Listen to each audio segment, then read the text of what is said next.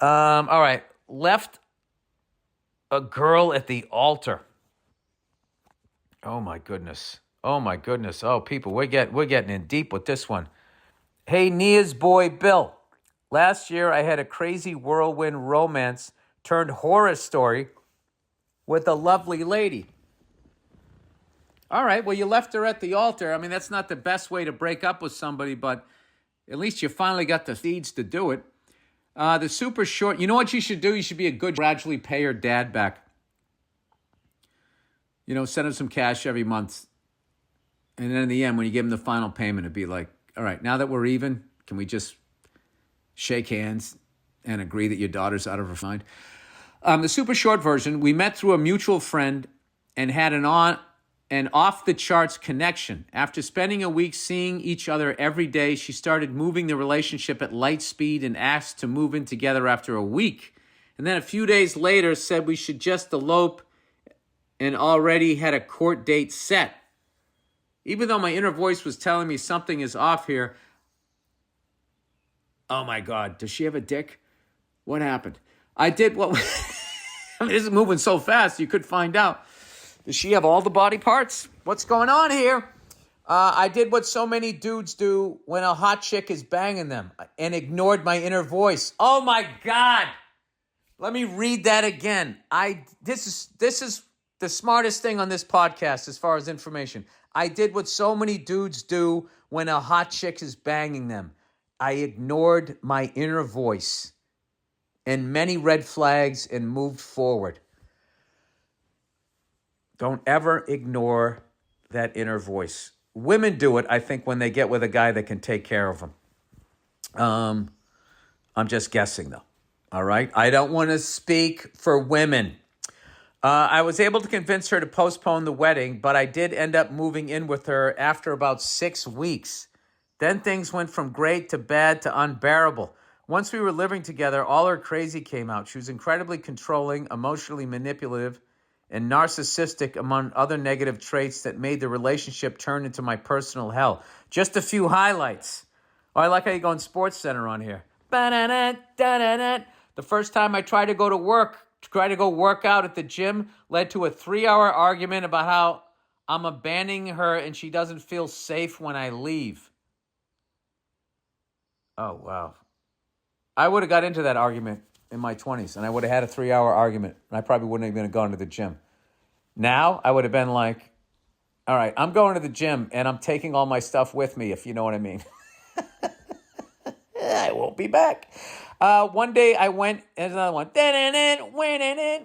One day I went and had lunch with a close guy friend, which led to a huge argument because she told me she doesn't want me spending time with my friends without her.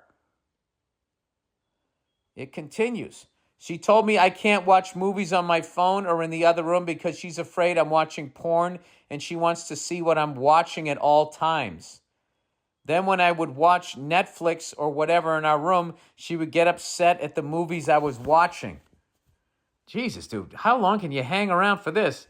And the real deal breaker was she told me she didn't want me to pursue my dreams because I made my dreams a higher priority than her. This sounds like a poorly, like a lazy written movie. Like, how could somebody really be this crazy?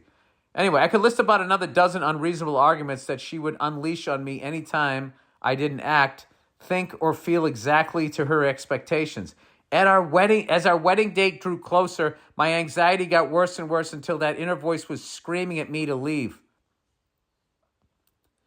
Dude, you shouldn't have told me in the beginning that you left her at the altar, because right now I would be having a panic attack that you went through with it. But I felt completely trapped as her entire family loved me and embraced me. Yeah, they're trying to get the what about Bob chick married off. Anyway, we had a wedding plan that everyone was excited about and had made plans to attend. And the hardest part of all is she had 2 kids who were already calling me dad.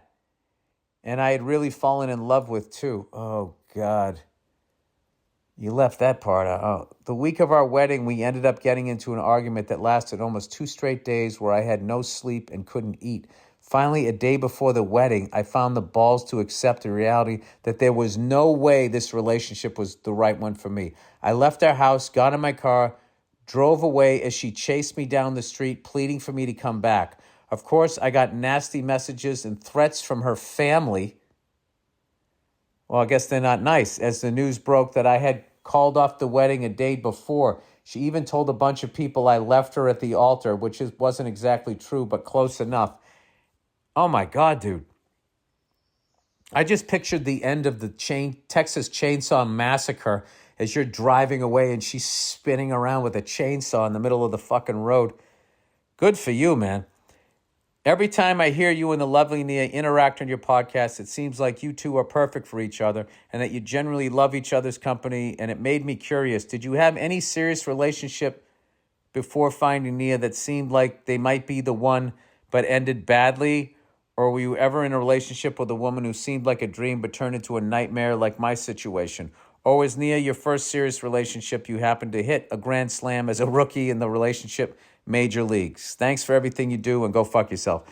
No, I was always a relationship guy, and I dated great women, and the problem was me, not them. I had a couple crazy ones, but I was also nuts, so I was kind of bringing that into my life. But, and Nia and I, we had like a bumpy road where both of us were relationship people, but we would get freaked out that we were in a relationship, which is why we were together for so fucking long before we got married. And we always say we should have just got married, a fucking year in. Why did we wait that long? It was well, because we had shit to work out.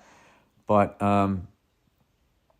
I have found that even if you meet somebody that you totally vibe with, you really have to pay attention to the relationship, and you have to take care of it, and you have to make sure that you're going out and doing things, and I don't know. This is such a big subject. I've learned and continue to learn so much about it, and you also you can be 20 years in like I am, and you'll discover this whole other part of the person that you're with. And then you know that. You're like, oh, wow, I didn't know that was a thing. And oh, my God, all right. And I've been doing this, and this, and the other thing, blah, blah, blah. Or they want to do this thing. I got to support this or whatever. Yeah, but the biggest thing that I would say is it should feel easy. You know what I mean? Hanging out should feel easy. Talking to each other should feel easy. Not talking, being quiet should feel easy. It should feel easy. If it's already hard before you even get involved with legally, being committed and having kids and a fucking dog or whatever the hell you do, it's not going to get less stressful. Not saying that, getting married and having kids is a stressful thing, but it's a lot of fucking responsibility, and you kind of got to see the world similar enough with the person, or you're just going to be constantly fucking arguing. And then your kids are going to see that, and it's going to fuck up their childhoods. Good luck. Anyway, mispronounced sayings. Hey, Billy Yellowstones. Greeting from down under. I got a great one for you. A mate of mine is always the first to hang shit on everyone in our friend circle, but hates it when he gets it back. Recently in a Facebook, he tagged a friend in a photo of an old fat guy saying, "Look, Dan, I found your doppelganger." Oh, my God. Needless to say, he got lit the fuck up by everyone. It was the funniest thing I've seen in a while. For everybody else, it's doppelganger. Anyways, I hope to see you in Australia soon and look forward to every episode. Stay clashy and go fark yourself. How do you spell doppelganger? Is it D-O-P-P-L? That's how I say it.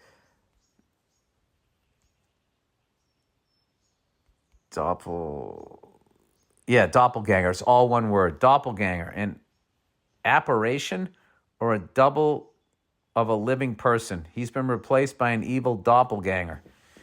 People ask, what does doppelganger mean? How rare is the meat? How common are doppelgangers? The team concluded that the characteristics of someone looking exactly like someone else in all 8 features.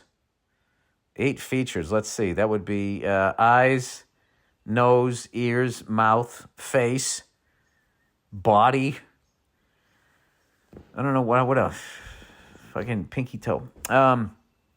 Is about 1 in a trillion. This means there's definitely a mathematical chance for 2 top doppelgangers to exist, but it's most highly unlikely. And they got a picture.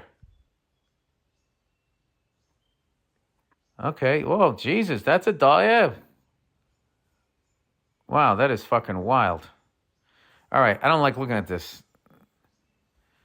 You know, it's one thing if they're twins, it makes sense. But if it's just like there's somebody on the other side of the world looking like you, oh, it's fucking bizarre. Bizarre.